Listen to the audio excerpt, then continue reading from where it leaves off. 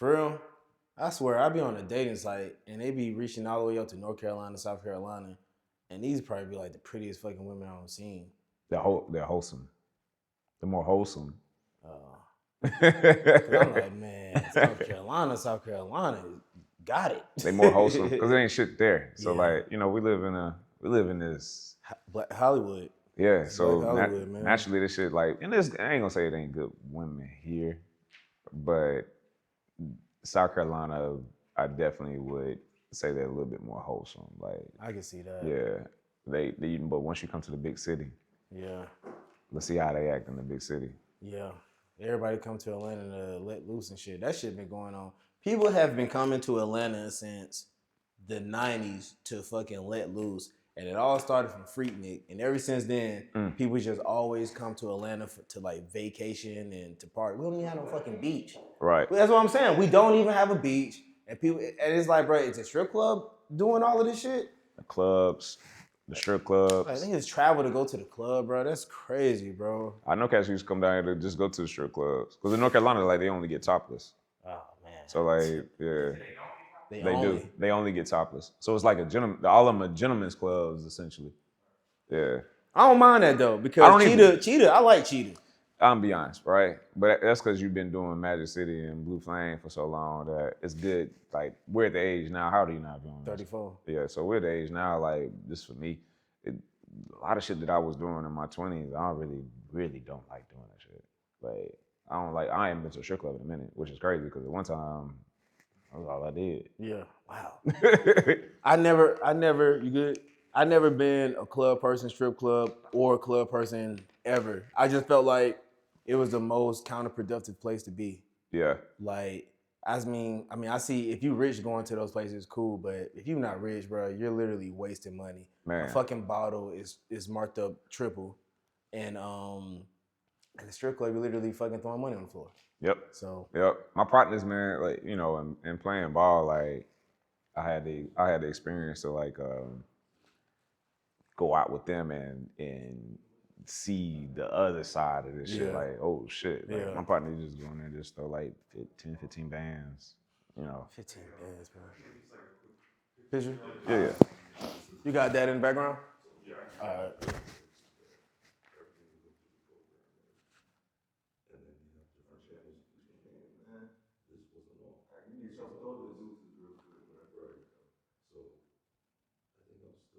I gotta get him to throw it before. I gotta get him to throw it. You in the fourth quarter. It's customary to throw it before.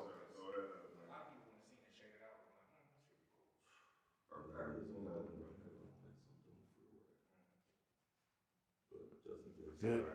All right, we about to run it back. But yeah, that's all right, man. I'm not a big clubber, bro. That shit's stupid. Quarantine. I found out it wasn't for me at 18. Graduation night, went to Club Miami out here. I remember Club Miami. No drug. Yeah, man. Yeah. No drug. Niggas, now I don't really want to be outside because people don't know how to act anymore, bro. It's wintertime. It's time to lock in anyway. It's time to lock the fuck in. 6 months. You got 6 months of bullshit or 6 months to lock in. Which one you want? All right, here we go. All right. Welcome to another episode of the B-Roll Show. I'm your host, Barlow. This is season 2. I know y'all thought I would have quit a long time ago, but I'm not. And I got sponsorship. Shout out to Castle and Wine, my homeboy Neil. Appreciate you, bro. Today's guest is a fitness and wellness coach, founder of Fourth Quarter Performance, 3-time national champion at Appalachian State Football, bachelor's in science and health promotions. He trains busy professionals and athletes how to get into the best shape of their lives with functional training and proper nutrition recovery. Give a warm welcome to my homeboy, Joshua Jackson. Yes, sir. Woo-hoo! Yes, sir. And also happy 5th anniversary, man. Yeah, man. This is the community. Shout out to the community for making it happen. Shout out to everybody, man. Josh, for those who don't know, where are you from originally? I'm originally from a small town outside of Charlotte called Gastonia, North Carolina, the Gas House. Why they call it a gas house?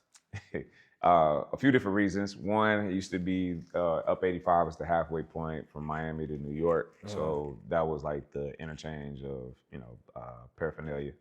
illegal contraband, as they say. Oh And wow, yeah, shit. right.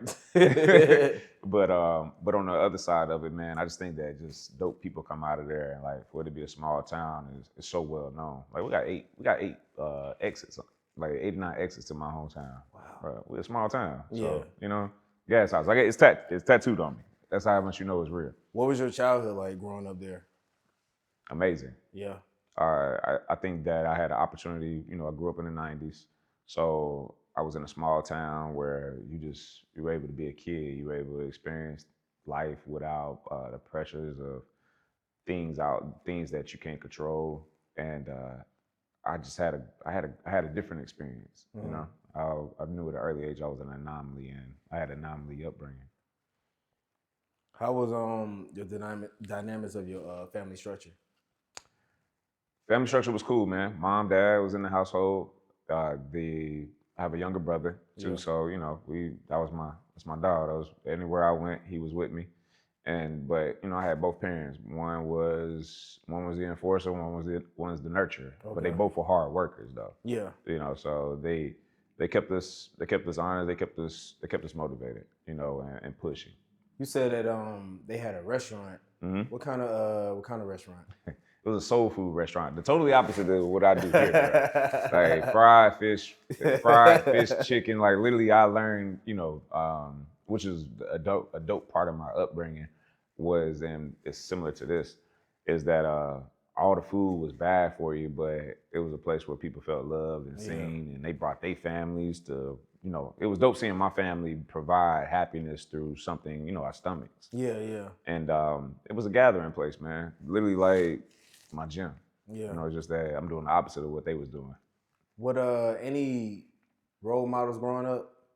Yes. I have a few. Mom and dad, of course, Yeah. were, my biggest instrumental role models just because they gave life to any dream and vision that you had. Because they were a product of it. Uh, they nurtured, they taught morals and values, principles that, were respected, in my opinion.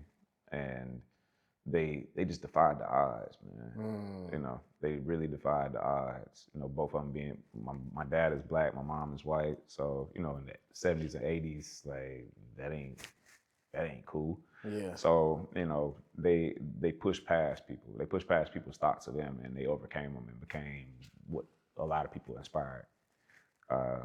My brother, my cousin, he's an older cousin of mine, but I call him like a brother. Like you see him, same thing. Yeah. You gonna come in, like that's my brother. I want to introduce him as that. But he was the first example. He played football. He played all the way into past college. He used to do like semi-pro, and then he played in one other league. But man, he was a hard worker. Like he showed up, he worked hard. Like he was always smiling. He was always providing. He showed me that you could love somebody that wasn't mom and dad just as much. Yeah. My mentor, which how I even got into the fitness game, he was a very instrumental piece because he gave me something that I could feed myself with. He gave me tools and lessons that I could be able to apply in other people and give me a base. And Muhammad Ali, bro, Yeah. the person I ain't never met, but that was somebody just I inspired because he always was against the grain. Like he was stat in his faith, he was stat in boxing, and he didn't let him fold. Like he was going to let you know, like I'm standing strong in this. I'm strong in what I'm standing in, and I feel conviction within this. I don't care if I have to do 5 years. And look what he did. He retired 3 times and came back and won, man. I didn't know he retired 3 times. Yeah. Damn. Yeah. Muhammad Ali is dope, bro. Muhammad Ali, like hands down, probably one of the dopest stories. Him and just seeing like what he defied, like his faith. Like, I think his faith is probably one of the biggest things that I love about him, aside from him just being an amazing boxer. Yeah.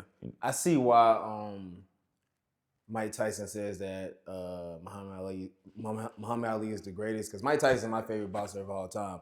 But I started looking at interviews of Muhammad Ali. I'm like, this is why I see why Mike Tyson says that he's the champion of all time, because the way he used to talk about us and for us on camera at a time where people were scared to talk like that, and you can just, it's like, what y'all gonna do about it? Right. You know what I'm saying? Right. And for a kid, you know, watching that, it's like, bro, look at him how he talking. Like, he's not letting nobody rattle him or shake him in what he Yeah. believes in. Like, Yeah. he's like, no, I believe in. I'm the greatest. I'm the greatest. Like, you in the conviction behind that is like, it teaches you confidence. Mm-hmm. You know, it's like, man, I need to walk. I need to be confident like that. I need, like, that's, I respect that. I value that. Yeah. And he wasn't rambunctious. You know, everybody, we're all human. We all have our own faults in life. But one thing I just seen with him was a conviction of something that was way bigger than him. Mm. At what point in your life where you started taking like health really serious? I've always played sports. So, you know, fitness is a thing, but probably going into ninth grade was when I first started. Like, I ran summer track, right? Okay. So summer track was, and we had the strict diet. Shout out to Coach Crawford. Coach Crawford, you're amazing. Yeah, he's a pour into the community. Like, he instills stuff in us, but he made us have to be on a diet or a meal plan. Yeah. You know, and I couldn't eat ice cream. I couldn't eat fried foods. My parents on the fried food spot. Yeah. You know, that didn't go over well. But because I wanted to get faster, I wanted to be the best version of myself going into high school. And but I really started getting into health after my dad passed away. You know, my dad passed away from a rare disease called sarcoidosis. You know, it's prominent in Black and brown people, men and women. What does it do to the body? So sarcoidosis is basically, it's a attack of the immune system. So where me and you can fight off the common cold, a common cold for them might turn into pneumonia and kill them. Ooh. So example of people that have it is Bernie Mac. Okay. Bernie Mac, have you ever seen Bernie Mac weight will go up and down constantly? It was because of the medications and the sickness that he had. Yeah, man. So, you know, it affected my dad. My dad had a few years. There's two types of his, terminal and the non-terminal one. My dad had the terminal one, of course. And man, when he passed away, it was just like, I should never wake up and not be thankful to be able to move my body. Like, if I got strength, I'm going to move this. Because I've seen somebody that shouldn't have been doing that, but they woke up and still did it. Yeah. You know, he could have killed himself at any time trying to do it, but he was like, I still need to push myself. I still need to show my kids that, you know, I can do what they can do. Yeah. You know, and that was the spark of it when he passed away. You know, which kind of led into the story of getting here. If you can go back in time and talk to the younger version of yourself and give him advice, what advice would you give yourself? Don't try to control everything. Have patience. And love yourself the way you love others. That's good advice. You so let's fast forward a little bit. Okay. Personal trainer, you work with A-list professionals. Do you believe in holistic healing? I do, actually. Okay. I do. I think at the base of everything is how we treat ourselves is what we get out of it. Yeah. You know, you get what you put in. So I was just telling this to the community this morning before they left. Was like, we was talking about daylight savings time. We was talking about, like, we're basically plants. If you think of us as a plant, we rise with the sun, we go to sleep when the sun goes down, right?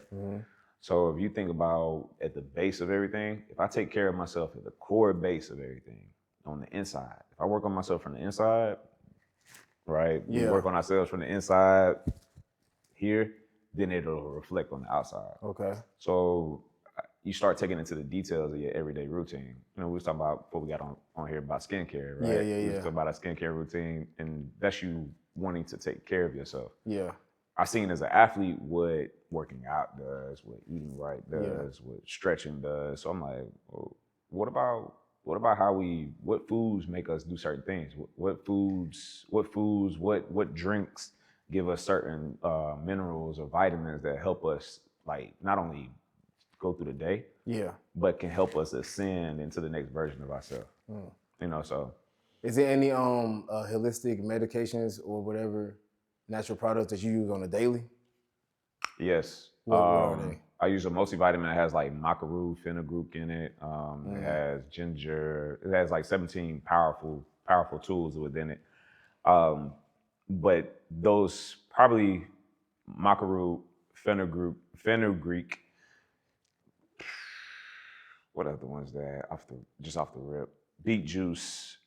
Beet juice is a regular one in my staple. I keep hearing about beet juice. It's good, man. Yeah. It's good because it's good for blood flow. So we Yeah. think about like as we age, we imagine running through mud. The more bullshit that we put inside of our stomachs, Yeah. the more that we're having to fight through each day. So, you know, if you've been drinking, you've been eating bad, you've been not exercising, smoking, you've been just doing all the opposite things when you think of taking care of yourself, it's like making yourself run through mud. Yeah. But the more cleaner you get, you're like, man, my mind's more clear. Like, you know, I'm more focused because your body's not having to churn through all the bullshit no more. Yeah.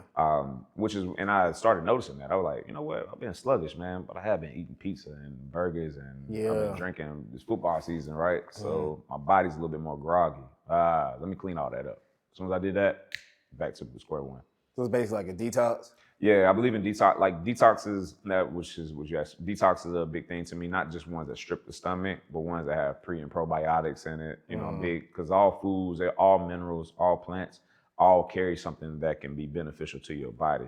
You know, you don't need medicine. You know, you don't need man-made medicine all the time. A lot of times you could defeat a lot of the things just by doing the right things for you.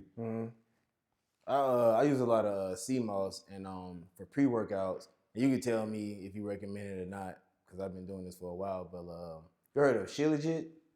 Yeah, so I put that in my tea in the morning. I just found out today that I probably should have something on my stomach before consuming Shilajit because sometimes I get kind of like nauseous. Yeah. Because it's like it's strong as hell. Yeah. And I use it for a pre-workout, and I'm able to be in the gym for at least 2 hours. Is it the paste kind of, because, you know, it comes in like, so it makes it in a paste too. Yeah, I had that one first. When I first bought it, it was like the black goo shit. Yeah. Shit was disgusting. I had that, but now I have it where it's inside like honey.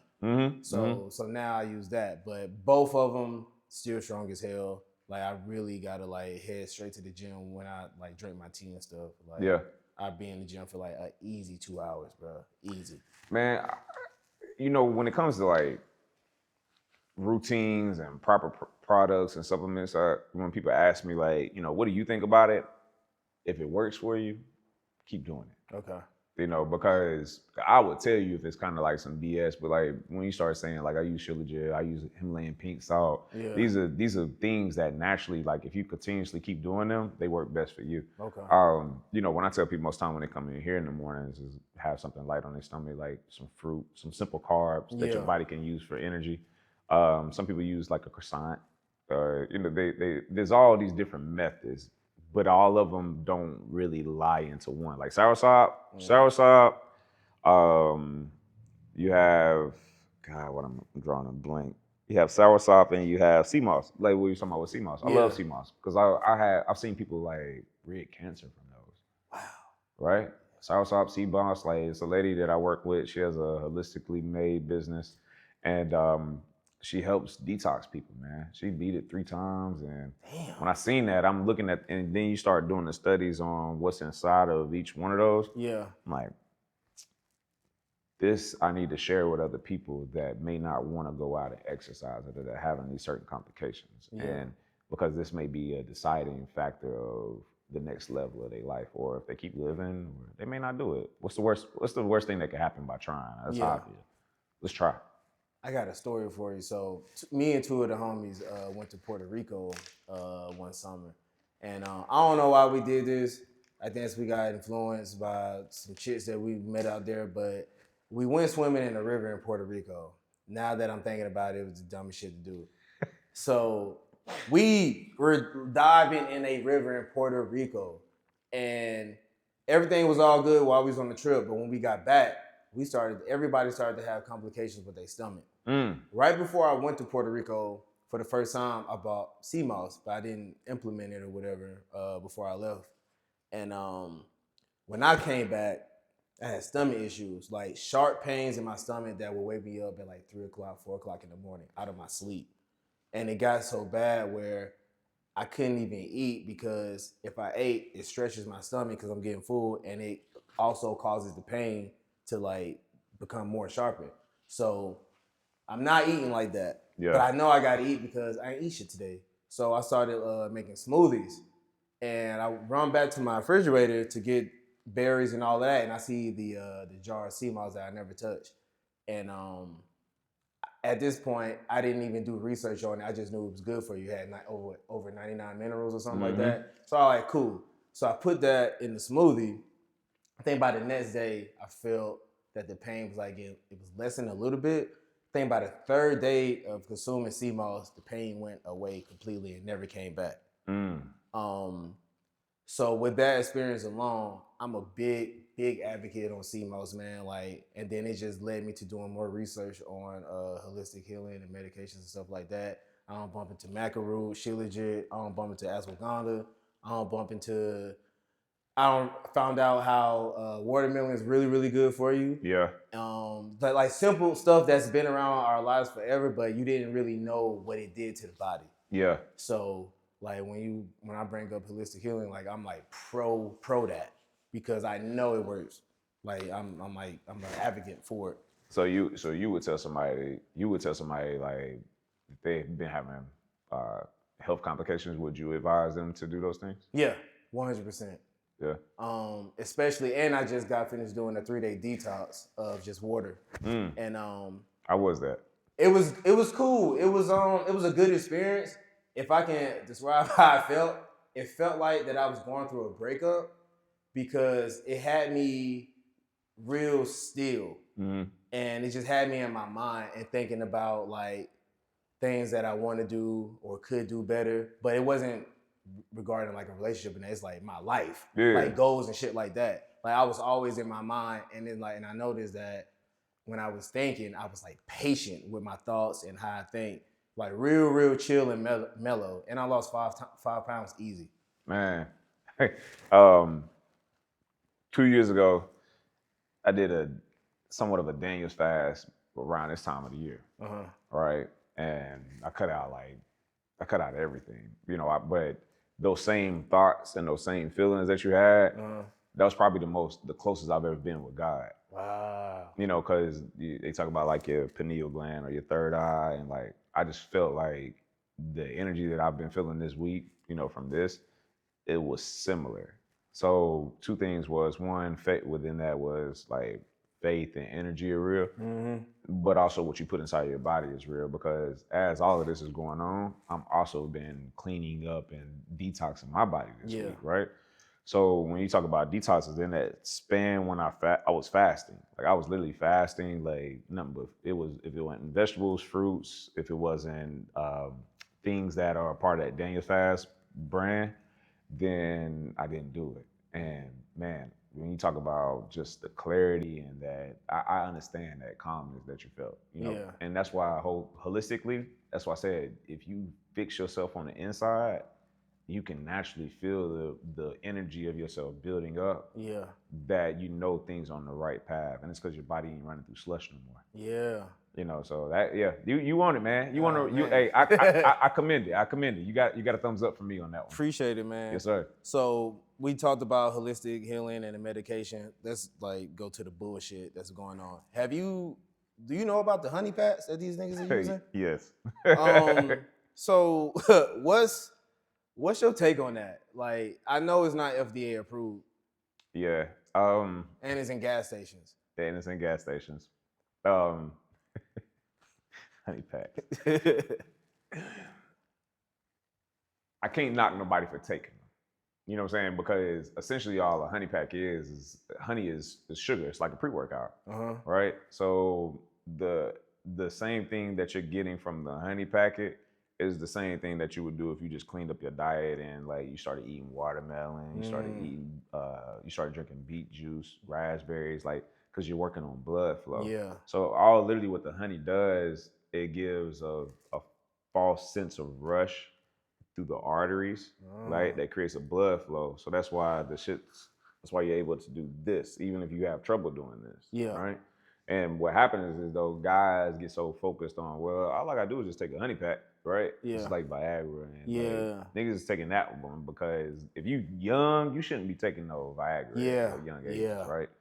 But a lot of cats are like, but shit, I want my shit to be up. I want at all times. But if you just really cleaned up yourself, don't wait till the moment when you have to. Like we was talking about, like I had a scare start cleaning your body up, and you won't have to rely on honey packs. You won't have to rely on those things. Your honey pack could be, hey man, I'm about to eat some watermelon real quick. I'm about to drink this beet juice. Yeah.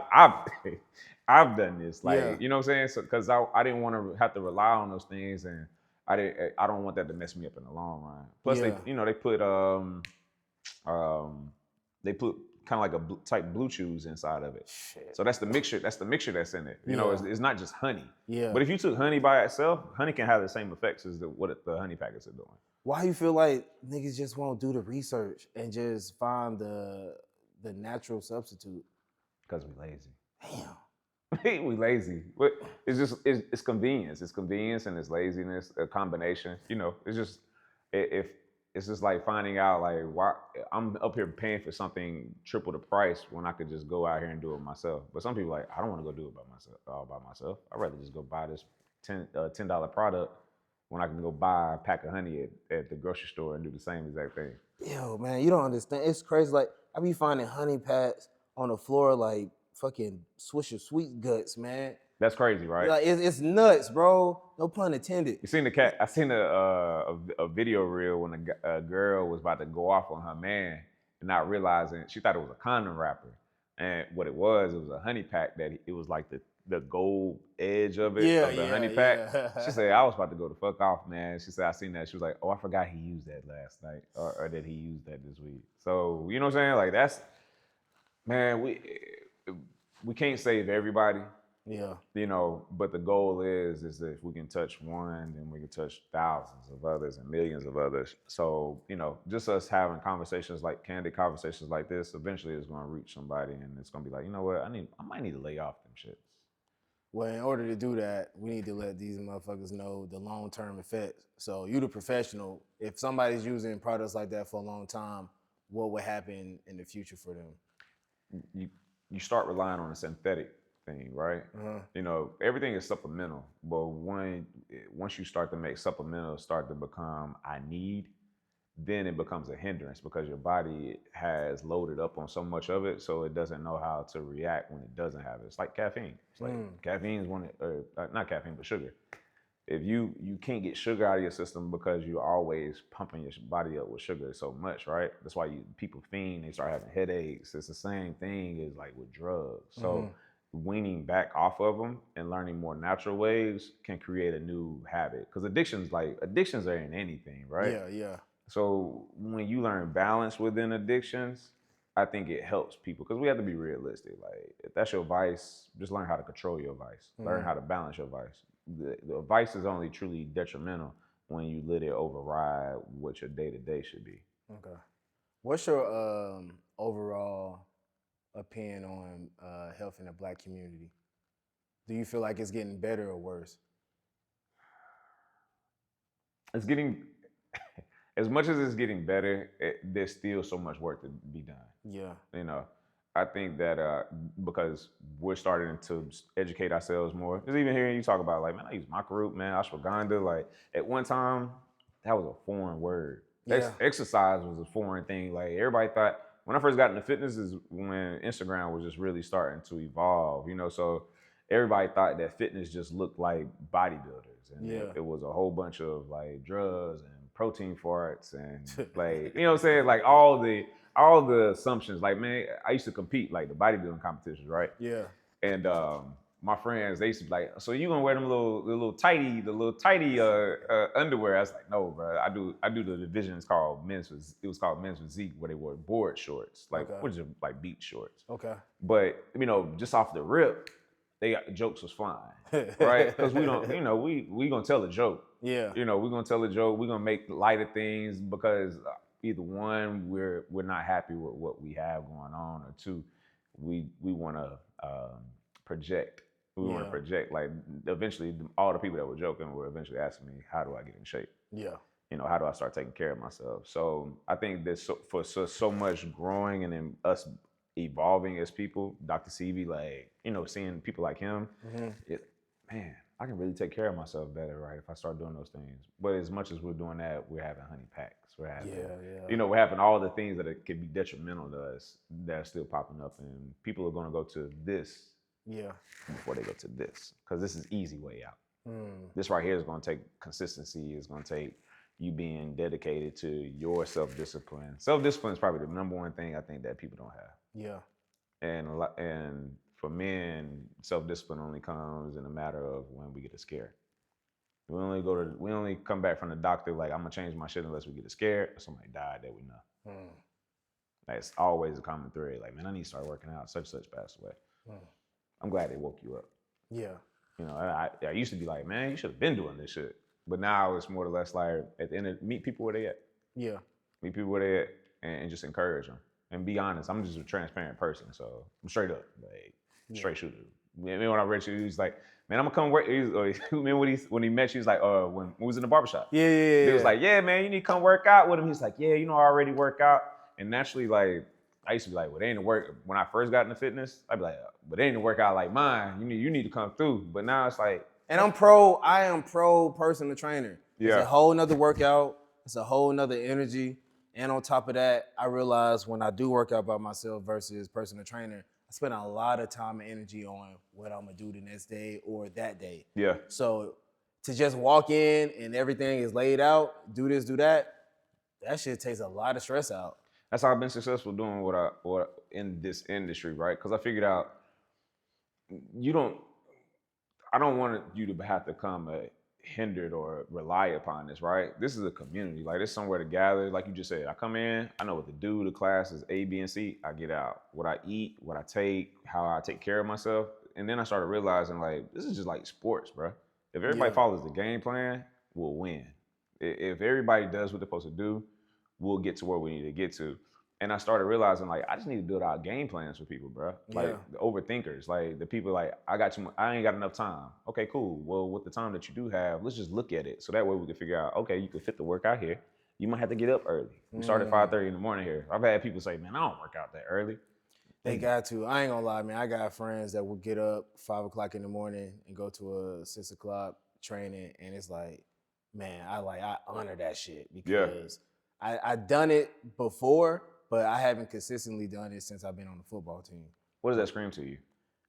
When I don't consistently do it? Now, when you see people like doing that, what does that say to you? Is I'm fucking up, or I'm lazy, or I need to goddamn just go harder. I feel like I'm not going harder enough. Like, I know girls who do it, and that really be pissing me off because it's like, bro, if they can do it, I gotta do it. I can't let no woman outwork me in the gym, bro. I don't give a fuck. Like, maybe call me old fashioned, but I don't care, bro. I just can't allow that to happen. Women, and honestly, women are some of your biggest people that come into the gym. Like, majority of the members here are women, but the men that come here work hard too. So you know, and I've been, even in this realm, I've been blessed to train not only athletes or, you know, people that you might see on TV or visible people, but I see people that are out here making change every day in a real world, you know? And to see the impact that they have and the way that they do, it's just like, bro, you see if they're waking up. A guy, I'll tell you this, a guy used to train with my mentor, right? My mentor he had a big round belly, man, and the whole nine. And I used to be like, he'll go eat Arby's after he get done working out, right? Right, Listen, this is not, Arby's ain't bad. I don't see how y'all be knocking Arby's. Man, people who pay for cold sandwiches are weird to me, man. Like, you can make Arby's at the crib. Just the roast beef. I don't explore into all the other ones, but the basic. It's a ham sandwich. I just don't get it, bro. I'm never about to pay for a ham sandwich, man. I can make this at the house. It's convenience. You pay the Jamocha shake, cool. Yeah. The curly fries, okay. Okay. But a fucking ham sandwich, bro, I just don't get it, bro. I don't understand how people pay for it. All right, this is like my dad used to start, he loved Arby's. So like we used to get there and it's like the onion bun, like, I don't know, it's just something about it. But I'm an Arby's advocate, you know, but my friends, they pick on me. But I say that because he used to go eat Arby's. He was like, Josh, I work out so I can be able to enjoy things like that. I can't knock him for that. Yeah. Like, even though I know that's unhealthy here, what sits there, if that's what makes him happy and that makes him run at the end of the day, cool, right? But he found what works for him, what he can be able to do, how long he needs to work out each day, so that way he can be able to enjoy the life that he's living right now. Okay. And it may come a point where he might, you know what, I need to leave that shit. I need to leave Arby's alone and really tighten up. Yeah. You know, but that's what I'm here for. I'm here to give the game plan. I'm here to pour the reassurance that you're on the right path. But I'm also here to be honest with you if you're not. Yeah. You know, that's what helps. Like, I'm just very straightforward with the people when it comes to health and wellness. What is something you wish Black people would stop doing that's like causing them problems with health?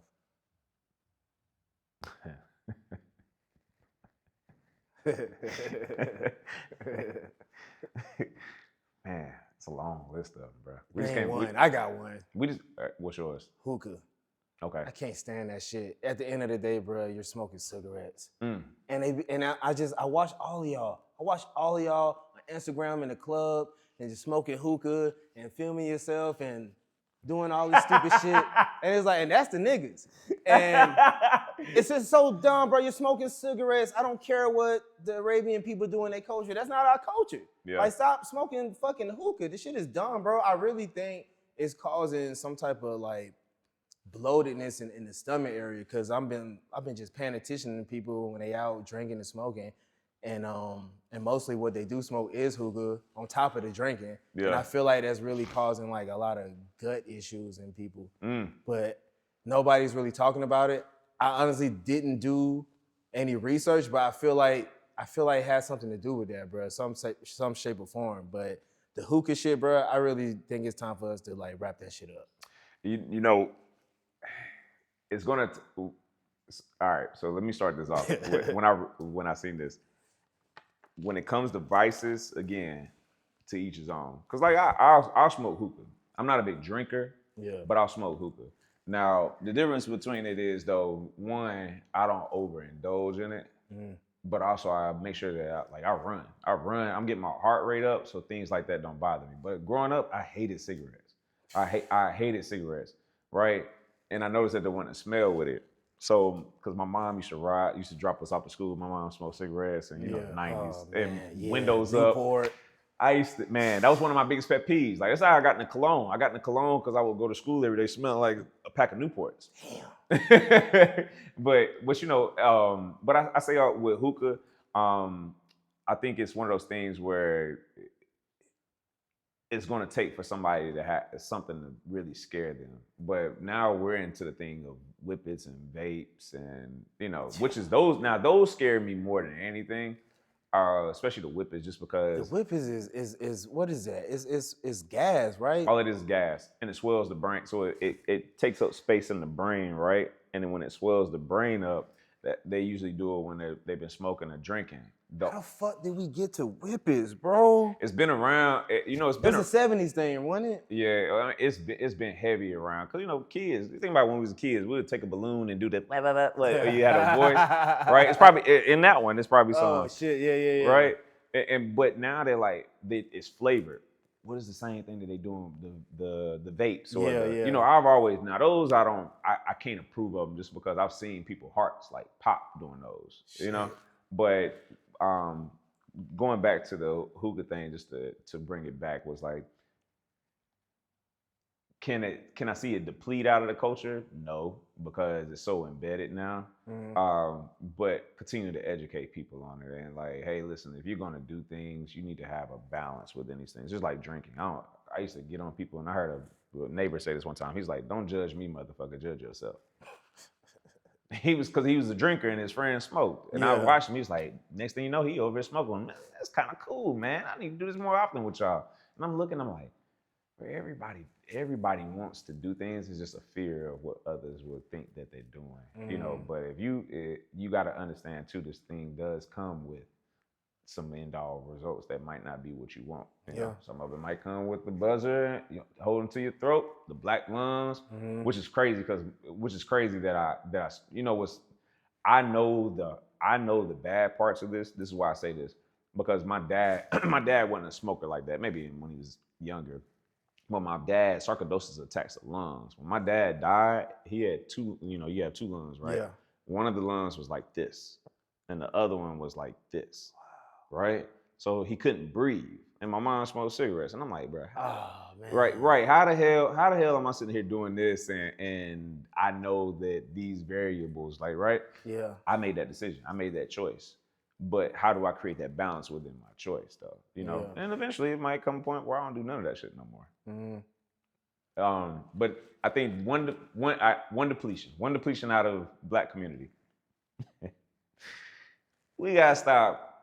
We gotta stop going to these places where the food is like stacked to the top. Like I think we get infatuated with shit being big and Yeah. big and over drenched. Like you'll see, God, greedy. It's a Greedy bunch. not greedy bunch. Greedy as fuck. Oh yeah. Okay. Greedy as fuck. I like Greedy Bunch. Greedy Bunch is a good friend of mine, actually, man. Okay. But Greedy as fuck, like, or you see these plates where it's drenched and it's double fried, and it's like, man, it's like, man. that ain't meant to be fried. Yeah. That ain't your plate ain't meant to be that big. You know, I used to be against Ozempic at one time, but like Ozempic helps people. You know, it's a natural drug. I don't think you should be out here buying knockoff Ozempic. Yeah. We Man, it's so many, man. Yeah. For real, because like we just came out of Thanksgiving, all the big back shit I be seeing on Thanksgiving. Like I get them hell in here about that. I like, man, you just thick neck activity. I tell them, like, that's some shit that you do when you got a fat neck. Like, why are you sitting there doing it? It's good, it's enjoyable. When y'all gonna stop that? I got big cousins too, so like they love to cook. I used to be on their ass. After a while, they just love to eat, man. We congregate. You know what it is? I think this is what it is. We got to stop looking at soul food as a prime example. We got to stop wanting to congregate around the bad things that are detrimental. Like Big Mama got her leg cut off. Bro, I literally just had this conversation with a homeboy yesterday, and I was telling him how stupid the movie Soul Food is. Like, how are y'all still eating the same shit that's killing y'all mom? Like, she got, what was it, diabetes or something like that, had to get her leg amputated, and we're still gonna gather around the same food to celebrate her memory. This shit is stupid. And like then there's like there's economic things that go hand in hand with this, and you think about how many of us have to work like in families, right? My parents on the soul food spot, so naturally like we was eating that regardless. I don't care what y'all do. Like this is dinner after work. You know, so but my parents make sure that we still have vegetables and drink water, you know. But then think of some families that don't have no choice. Like this $5 meal from KFC at one time probably fed the whole family. You can't be mad at those things, but at the same time, you really can though. Because why not teach the kids things that they can make at home? That Options. I'm a very big proponent of this, bro. Like teach kids how to take care of themselves at home. That are easy things that they can make. So that way they start to build those lifestyle habits as they get older. They know I can make eggs for myself. Or a salad is a good filling thing. You know, think nutrients. Like we need to start instead of just trying to fill the kid's stomach up. Like I hate oodles and noodles. I told myself as an adult I'd never eat oodles. What, the ramens? Yeah, the ramens. Yeah. So the 10-cent ones. The 10-cent ones though, because it's nothing but sodium. You know? And we juices and sodiums. Like we really have to start feeding our kids with fuel and not with things that are just monetary or momentary. Yeah. All right. So in the training world, right? Yeah. How do you feel about personal trainers that's either like on steroids or with plastic surgery, like BBLs and shit? Me personally, man, I don't know. I feel like it's false advertisement. I feel like it's not fair. It's like to tell somebody this is how you should work out to get this body that you cheated to get. You went under the knife to get that ass, but it's so many women in your class or looking at you on the internet saying, I want my body to be like that, but that person didn't do it the natural way. How do you feel about all of that?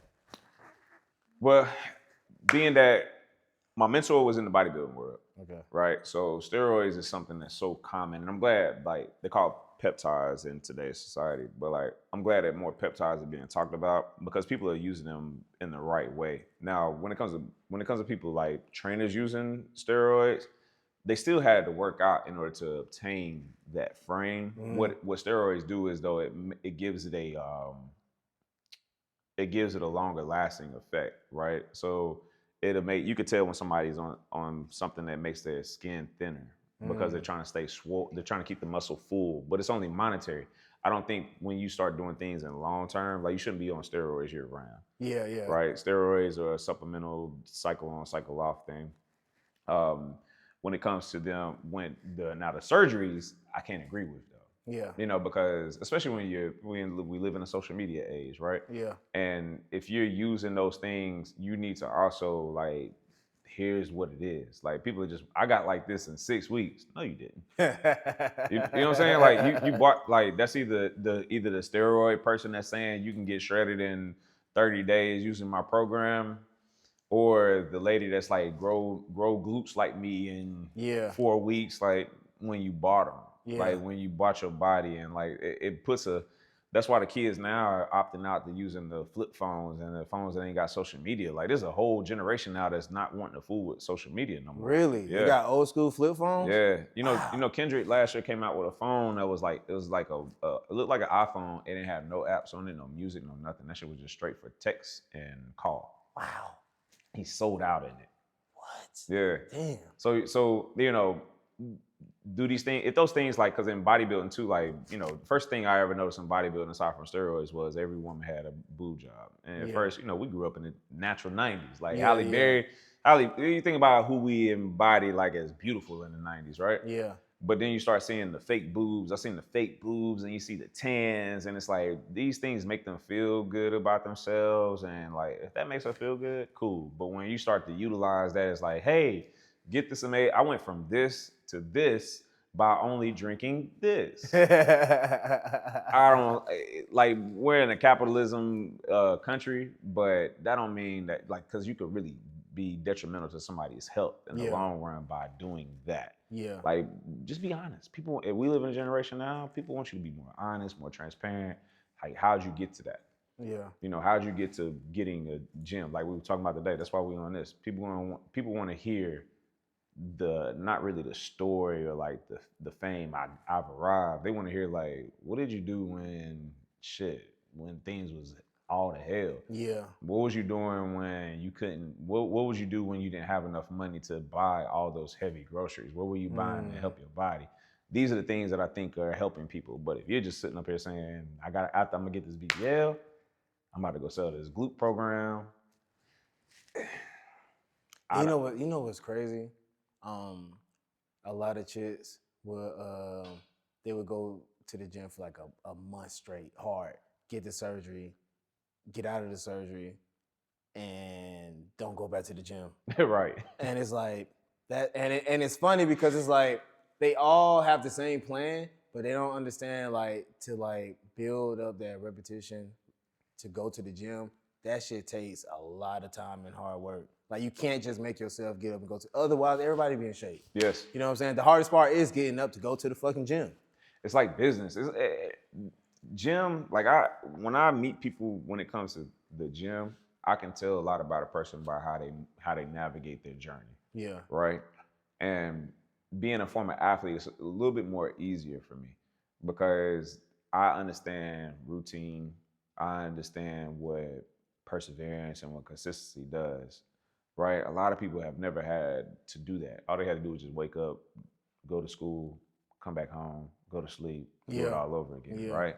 But when you've had these adversities, like you start having these adversities, a lot of this shit started reminding me that I'm not like everybody else. You know, like I have something that I got to get up early, not because I have to, but because I want to, because I know what's on the other side of me getting up early consistently. Like, you know, the self-discipline, the purpose. A lot of people don't have purpose. So when you don't have purpose, you ain't gonna wake up in the morning. Like, you know what I'm saying? Look, when you make some shit non-negotiable, like, you know, like I said, my dad, like and then I have my days where I still don't want to do this, but anytime I ever need a real healthy reminder, I always think about my dad.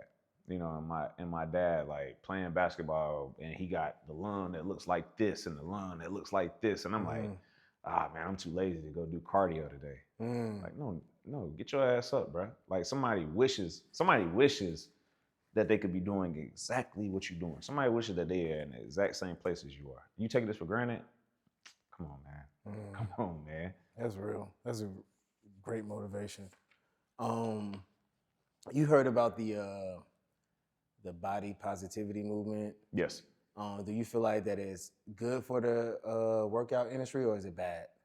I think it's good because as many people like that are into shredded, ripped bodies, some people just want to take care of themselves, man. You know, I had my gym. I use this example again, like it's a community. Everybody in here has different journeys, different goals, but all of us are here for one reason: we want to be better. Yeah. We want to be better individuals.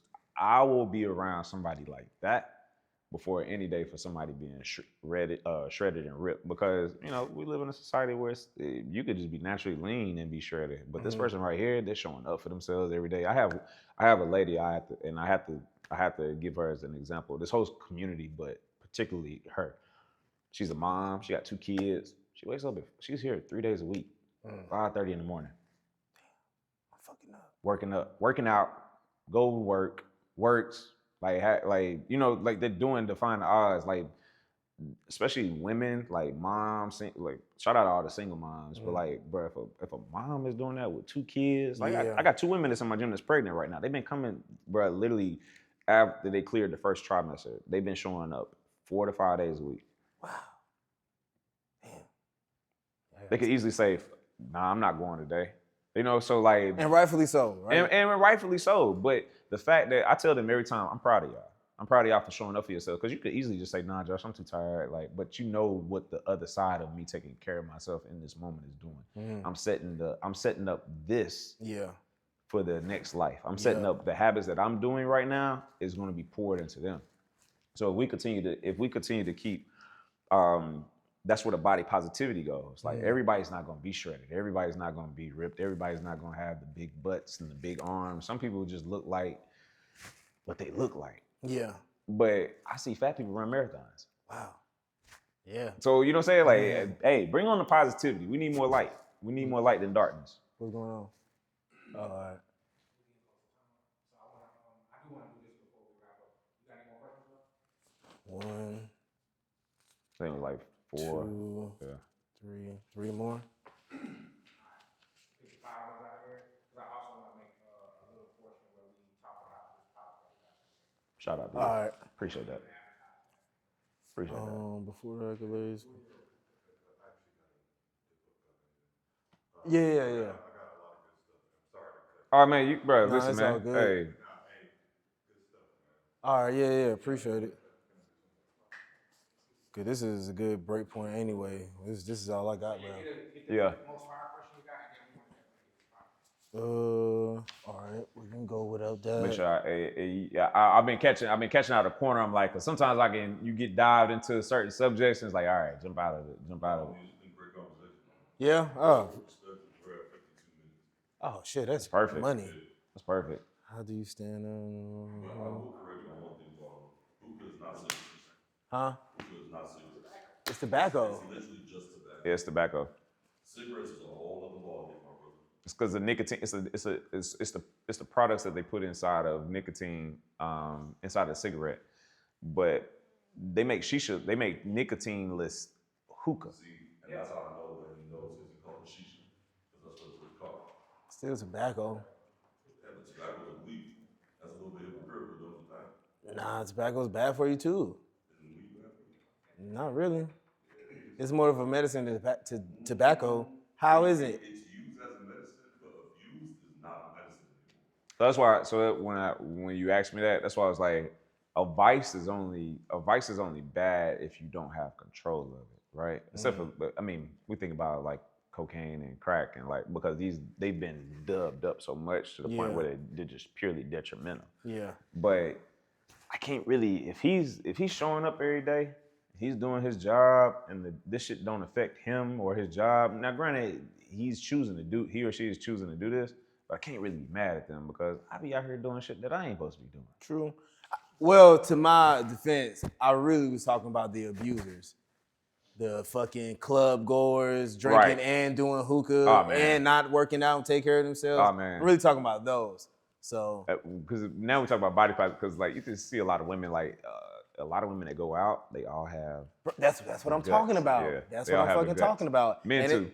Yeah, it's like everybody's like, it's like fucking bloated, bro. And it's really just bad habits. It ain't even just hookah. It's just bad habits all around. It's so with alcohol does inflame you. So alcohol inflames you, and then it takes about 48 hours to get out of your system, just like sugar. 48 hours. So like you've been think like my mom made Kool-Aid, right? So Kool-Aid is all sugar. My mom poured the bag in that bitch. You know what I'm saying? It was amazing. But then you think about it, if it takes 48 hours and I drink 2 to 3 cups of this every day or more, you know, because I'm a kid, and I'm drinking this every day for 13, 14. Like I remember the day I stopped drinking Kool-Aid actually. Yeah, like, me too. Me too. Like I vividly remember that. And my whole body shifted. Yeah. My whole body, like I lost like, bro, I used to, like, cause I was always like, I carried a little bit of weight. When I did that, I hit a growth spurt at the same time. My mom, like my 9th grade pictures, my mom didn't give out to people. That shit look bad. My homeroom teacher made fun of my photo that day. It was like I don't know why they didn't retake my photo, but like my face was like I smiled weird, and but my shit was like tight. I'm talking about jawline, the whole nine. I was like 135 pounds. What the fuck? Yeah, I was 135, 140 pounds my 9th grade year, and I'm like damn near 200 now. So golly. yeah. All right, let's get straight to it. Okay. We still recording, Manny? All right. Before fourth quarter performance, before all the accomplishment you've been doing with your life, what kind of man were you before all of this? Man of faith,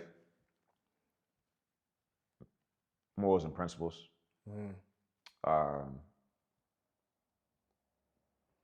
I've never just went with the flow of things. Like I've always been the one like why, like not a negative why, but the thing is, why are we bending to what they want out of us, or why are we doing this when we don't really have to? Like you know, it's like I've never believed in a sheep in a flock. You know what I'm saying? Like even with faith, like which is a crazy part, is like I've always believed in God, but then there was some questions that I had. You know, like what are dinosaurs at? Yeah. You know, like something simple, or like how did Jesus go from 5 to 33? You know, so I started at, but I also know that's a gift because you're inquiring, which means that you want to know. You're not just going with the flow. You're not just going to church on Sunday, and I use faith. You're not just going to church on Sunday listening to what God say, which a lot of us, our families did for so long. I was always the one like, something don't sit right with me about this, bro. Like, you know, it may have been the person, it may have been the energy of that day, but I just wasn't going with the flow of things, you know. But I hands down, that's to my parents. That's to my parents. Perseverance, like discernment. I've learned that discernment has always been carried with me. I've just learned how to lean into it more. And listening to heart, man. Like not going with the flow. Like you don't have to be with the crowd. Sometimes it's okay to be that anomaly. Like it's okay because naturally people strive to be outside. Yeah. You know, like you just said, like, man, they getting up at 6 o'clock in the morning. I would love that. I need to do better, right? But they not doing what everybody else is doing. In a world full of athletic trainers, because it's a trainer everywhere. Yeah. What are people getting from you when they sign up for fourth quarter? Experience, value, being seen, getting the.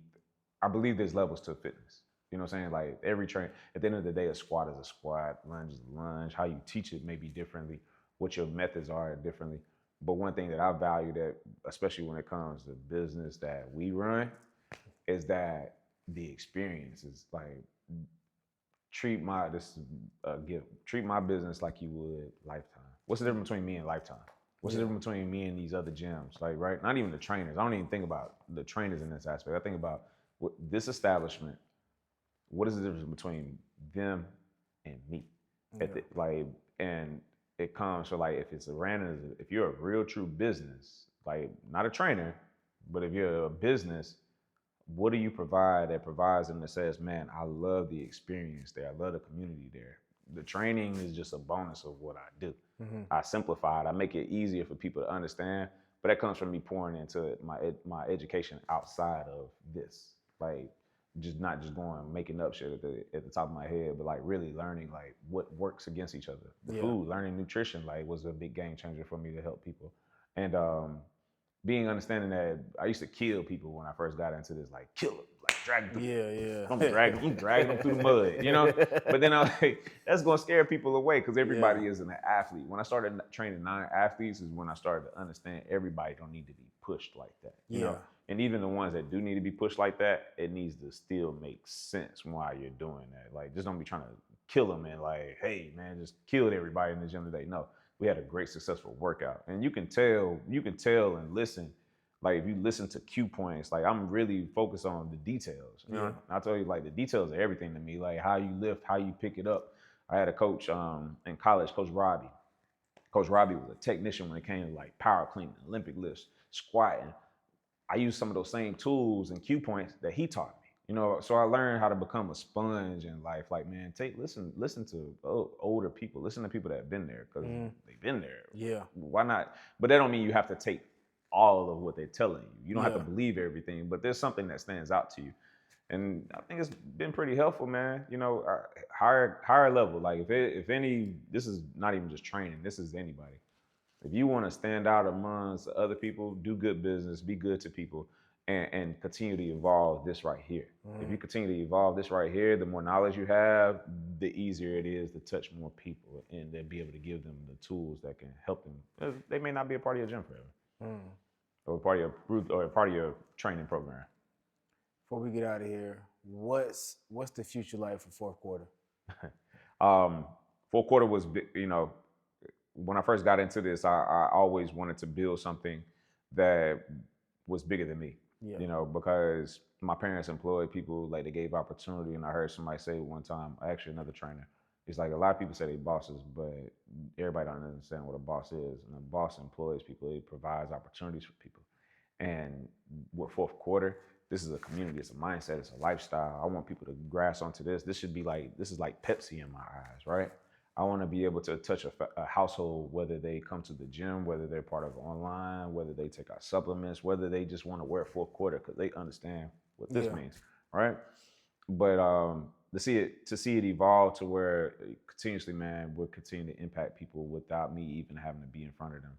And you know, this is a franchise. Like it's modeled out. It has whole systems. It has whole programming. So you know, if you in the next few months, if you start seeing them pop up in places, you know, just know you heard it here. Hey. Just know you heard it at the B-roll. That's all I'm gonna say. And you mentioned products, man. What is this stuff? Let the people know what you got. All right. So these are just I got into supplements because the real big portion of it was I've always been an athlete. I understand what protein does for us and collagen, but the common average person doesn't understand this, or kids more or less. I got into this is collagen. Everybody knows what collagen is. If you don't know what it is, it basically like helps bone support. It helps functioning like of your stomach too. But one of the things that I wanted to, when I started creating supplements, was I wanted to create a one-stop shop, and I wanted to be able to back something. So that's when we got into supplement making. And I wanted to make it fun for you to take care of yourself and to teach you how to do these things. Like I was in the second grade. Bill Nye is my favorite person, like when it comes to education. Oh yeah. He taught you chlorophyll before you even knew what the hell chlorophyll was, right? But with collagen though, or with the supplements, I wanted to build these so that way mom could take it all the way to grandma, all the way to the child, right? Yeah. But when it comes to sports, I wanted to help kids. Like these may be the small things that help you evolve from being just the average person to the best player, right? LeBron, if you watch the Starting Five, episode 3, he talks about investing into himself. He spends like $3 million a year on his body, 3.2 actually. But he shows what if you want longevity, if you want to separate yourself, you're gonna have to do the things that everybody else isn't willing to do. And it's legal. This is supplemental to your journey, which supplements are supplemental. But when it comes to these, I wanted to teach kids. I wanted to teach kids like this is if you want to make it to the next level. Everybody's training. Everybody works hard. But like, are you treating yourself like a pro? Are you treating yourself like the CEO? Are you treating yourself like someone that is already there? Act like you've been there. My dad told me that when I was a kid. I scored a touchdown. I was celebrating. My dad came out. He's like, son, act like you've been there before. Act like you, just like when you talk to a girl, act like you talk to girls. Yeah, before. yeah, You know what I'm saying? Like, oh, it's man, that was a good one. That game, man. you know what I'm saying? Pops had game, man. So he with the collagen, man, and collagen BCAAs, vegan protein. They have simple ingredients to them. So that's a big thing that people are going against is they don't want to pump their body up with a whole bunch of nonsense. And a lot of times, this is one thing I understand with it is this isn't the bigger brands that you see out, so they might be a little skeptical. Yeah, Plus, let's be real. Yeah. So we're building something. But I say all that to say this is probably my favorite one that I made. And the reason why I made this is, I had a lot of injuries from sports. My mom has rheumatoid arthritis, grandmother, and the whole time. Mm. They don't like smoking. She don't like the head high from it, right? Yeah. My grandmother especially. But she's always in pain from lower back. And I have a lot of old teammates and old friends that played sports growing up that are having a lot of issues. And instead of them relying on opioids or things that could be detrimental to their body, I wanted to make something that could help them. So we made 1,000 milligram full spectrum CBD. This is a lotion that you put on after you get done working out in the shower. We have a gel for it too as well. Wow. And great friends that I met through my journey in fitness. They were in the bodybuilding, did spray tan. They did the whole thing. I was like, I want to make that for my company. We made it. So and man, dope, man. yeah, man. So all of it's reasoning behind. All of it has a reason. Like this is a one-stop shop as a community. When you think of fourth quarter, you think about finish how you start. There's 2 rules in my gym: don't quit, finish how you start. People still to this day, when they see me, don't quit, finish how you start. We used to do the heels in the summer. We used to do the heels when I first moved back into the city at a big group, man, and like that was one of our rules was, don't quit, finish how you start. It's one of the rules here. The fourth quarter. You hear the fourth quarter? You played sports growing up. Yeah. Fourth quarter. Yeah. Hey, we either gonna win or lose. Yeah. We either gonna win or lose. So truly live by that. Man, I live by it too, man. I want to appreciate you and thank you Yes, sir. for having me out, man. This Yeah, man. conversation has been enlightful, bro. Thank you, everybody, for tuning in. Episode 2 on the way. Appreciate y'all. All right, Manny. I think it's funny how you said enlightenment. That's what I was Enlightful. Enlightenment. You just created a new thing, bro. Enlightful. Damn, what I was supposed to say? Insightful. Enlightful. Oh, shit. Nah, that works. Insightful? I mean, enlightful works. Enlightful. Yeah. Hey, they make up new words all I'm the gonna put a t-shirt that say enlightenment. Yeah. Man, fuck it. I'm bringing light. I'm full of light. I'm bringing light in full. It's a way to play it. It's a way to finesse anything if you really try to.